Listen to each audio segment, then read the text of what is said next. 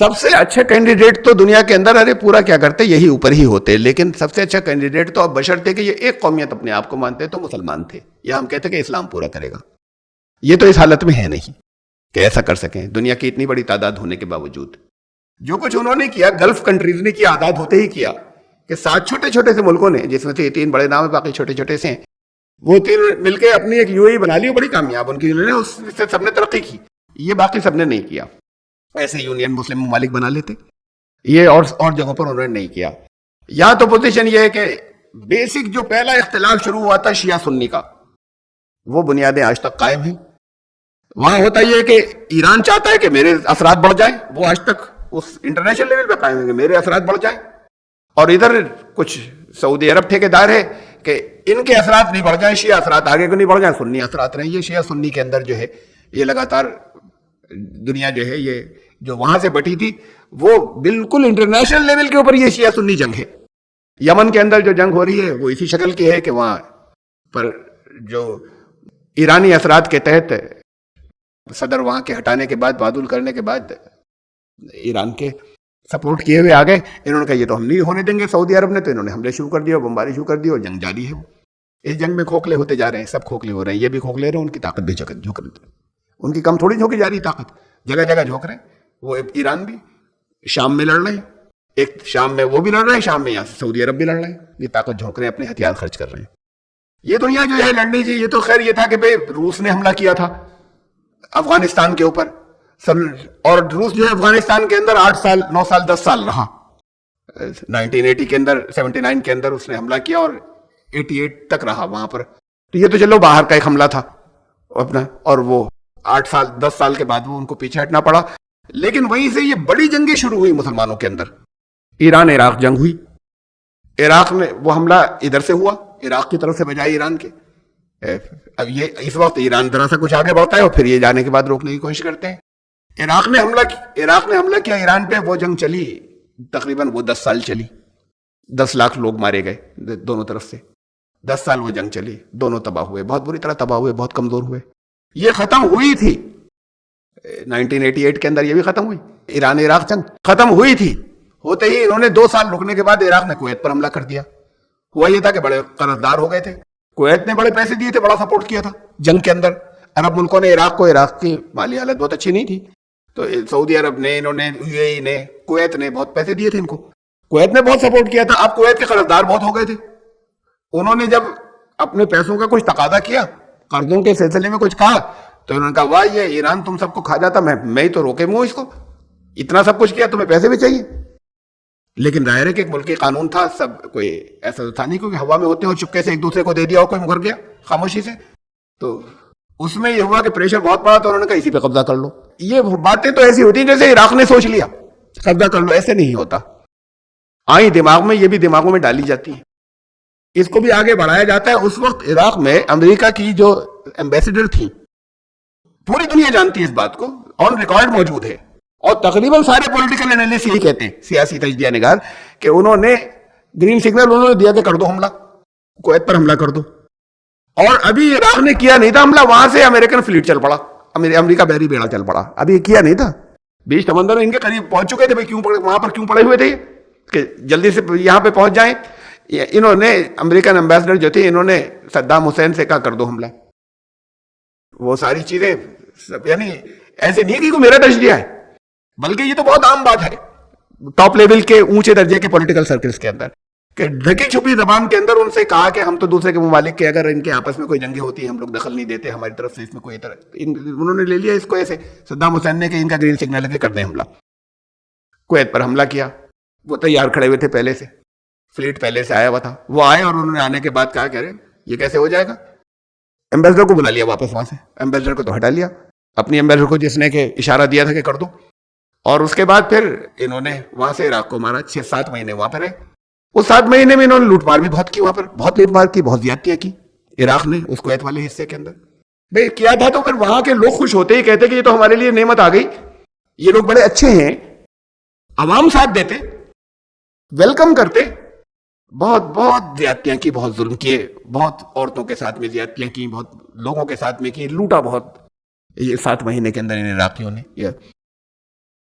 बहरहाल وہ امریکہ آیا, اس نے کہا کہ یہ تیل کی دولت, اس پہ قبضہ, یہ تو ہمیں تیل ہمارے پاس آتا ہے. انہوں نے مار کے, یہ سب یہ تھے ان کے اوپر حملہ کرنے کے یا ان کو مارنے کے بہانے, اور پھر ان کو مار کے نکال دیا وہاں سے عراق سے. ابھی پھر 3-4 سال اور تیاری کرتے رہے, طرح طرح کے بیان. اس میں آج کی دنیا میں ایک دم سے حملہ کرنا آسان نہیں ہوتا, تو اس میں کرتے رہے, اور اس کے بعد پھر عراق کے اوپر حملہ کیا. یہ جنگیں چلی ادھر, اور اس کے بعد اب یہ لیٹسٹ جو ہے یہ IS آ گئی, اور اس نے جگہ جگہ جنگ کے بادل پھیلا دیے آپس کے اندر. سعودی عرب اور یمن کی تو چلی رہی تھی, وہاں سیریا اور شام میں 3 الگ الگ قوتیں جو ہیں وہ آپس میں لڑ رہی ہیں, جس میں باہر سے شامل ہیں, امریکہ بھی شامل ہے, ادھر سے روس بھی شامل ہے. ان کی حالت تو درمیان میں ایسی ہے. ان کے اندر جو قابل ذکر ہے مسلم اکثریت ممالک میں, جو قابل ذکر ہے, اچھی تعداد جن کی بڑی ہے, ان میں تو صرف یہ ہے, ایک ملیشیا ہے, اکانومی بہت اچھی ہے, لگاتار بڑھتی چلی جا رہی ہے, ترقی کر رہا ہے, وہ اس یونین کے اندر شامل ہے جس کے اندر بودھوں کی اکثریت ہے. اس یونین کے اندر شامل ہے ساؤتھ ایسٹ ایشین کنٹریز کی. ان کو باقی باتوں, وہ باقی انٹرنیشنل پالیٹکس میں وہ دخل نہیں دیتے. بڑی کریٹو ان کی, بہت تعمیری ان کی دوسرے ملکوں سے کوآپریشن کے معاملات ہیں. کسی جگہ پر وہ دوسروں کے علاقوں پہ قبضہ کرنا, آگے بڑھ جانا, ان چیزوں میں حصہ نہیں لیتے, تو وہ اس سیاست سے وہ دور ہیں. یہ چل رہی ہے یہاں پر مڈل ایسٹ کے اندر. یہ آپس میں ایک دوسرے کے خلاف لگاتار ان کی جنگ جاری ہے. تو یہ تو اس وائڈ کو پورا کرنے کی طاقت ہی نہیں رکھتے, یہ تو خود تباہ ہو کے ختم ہونے جا رہے ہیں. پہلی مرتبہ وہاں پر جن ملکوں میں ٹیکس نہیں تھا, انکم ٹیکس نہیں تھا, وہاں پر خبر یہ ہے کہ انکم ٹیکس لگنے جا رہا ہے مڈل ایسٹ کے ان ملکوں کے اندر. ابھی تک انکم ٹیکس نہیں تھا, کچھ اور ٹیکسز, کچھ اور دوسری چیزیں جو ہیں وہاں پر دقتیں اب آنی شروع ہوئی ہیں, اس لیے کہ جنگ میں پیسے بہت جھونک دیے گئے. یہ سارا اب یہاں پر اسے پورا کرنے کے لیے اس وقت جو ملک آگے بڑھ رہا ہے وہ چائنا ہے. چائنا کی پوزیشن میں زیادہ تفصیل میں اس میں اب نہیں جاؤں گا. چائنا کی پوزیشن جو ہے وہ اب نہیں, ان کی بھی تقریباً 1 صدی سے نظر یہ آ رہا ہے کہ مزاج ایکسپینشن کا ہے, کہ یہ بھی قبضہ کر لیں, یہ بھی ہمارا تھا, وہ بھی ہمارا تھا, اور وہ جزیرہ بھی ہمارا تھا, اور یہ بھی ہمارا تھا. یہ مزاج کسی کبھی کوآپریشن پر نہیں لا پاتا کہ دوسرے ان کے ساتھ میں کوآپریٹ کریں. جیسے یہ دوسرے بہت سے ملکوں کی الگ الگ اپنے کنفیڈریشن یا یونین یا ایسوسیشن بنی ہوئی ہیں, یہ چائنا کے ساتھ نہیں ہو سکتا. یہ تو ہر ایک پر قبضہ کرنے کا ان کا انداز ہے کہ اس کو بڑھا لیں, اسے بھی لے لیں, ایکسپینشن کا. یہ پالیسی بہت زیادہ دنوں نہیں چلتی, لانگ رن کے اندر دوست نہیں چلتی. لیکن بہرحال اس وقت ان کے پیچھے ہٹنے کے بعد اس وقت پہلے نمبر کے اوپر جو آگے بڑھنے والا ملک ہے یہ ہے. یہ سارا ایک سین ہے. اس کے ساتھ ہی ساتھ یہ بڑی عجیب بات ہے کہ جب دنیا کے اندر بڑے پیمانے کے اوپر کچھ اسلامی ورلڈ میں کچھ ہوا ہے, یہ بڑی عجیب بات ہے, جب ہوا ہے اس وقت یہاں انڈیا اور بھارت کے اندر بھی بڑے پیمانے پہ چینجز ہوئے. یہ عجیب ایک ریلیشن شپ ہے کہ یہاں پر بڑے پیمانے پہ یہاں ہمیشہ تبدیلیاں ہوئی, جب دنیا کے اندر کوئی بڑی تبدیلیاں ہوئی. یہاں پر بھی تبدیلی کی تیاری ہے, اس کی تفصیلات جو ہے وہ میں بہت سے موقعوں پہ آپ کے سامنے رکھ چکا.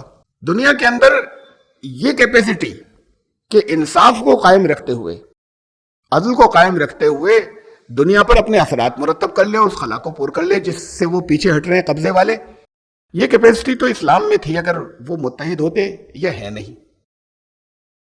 آگے پھر یہ اللہ کا نظام ہے, اور کہ یہ آگے وہ دور آ رہا ہے کہ جس کے اندر نئے سرے سے اسلام اپنی صحیح شکل میں نکلے گا. صحیح شکل میں نہیں بچا نا, کسی جگہ نہیں بچا اپنی صحیح شکل میں. کہیں پر وہ جسے اب وہابیت یا سلفیت والا اسلام کہتے ہیں کہ وہاں صرف مار کاٹ اور جنگ, یہ کافر ہے تو اسے قتل کر دو, اس کی گردن اڑا دو. بنیادی ایسا محسوس ہوتا ہے کہ جیسے یہ بن گئی ان کی. یہ مصر اتنا بڑا ملک تھا, وہاں پر اخوان المسلمین کی حکومت آئی. وہ حکومت الیکشن سے آئی.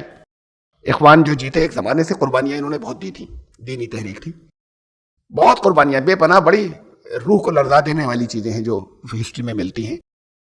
اس کی حکومت آئی, اور وہ حکومت ایبسولوٹ میجورٹی نہیں تھی کہ حکومت بنا لیتے, انہیں کوئی سپورٹ کی ضرورت تھی. یہ بھی الیکشن لڑے تھے, جو وہاں کا سلفی گروپ کہلاتا ہے, اس کو سپورٹ کر رہا سعودی عرب, یہ بھی الیکشن لڑے تھے.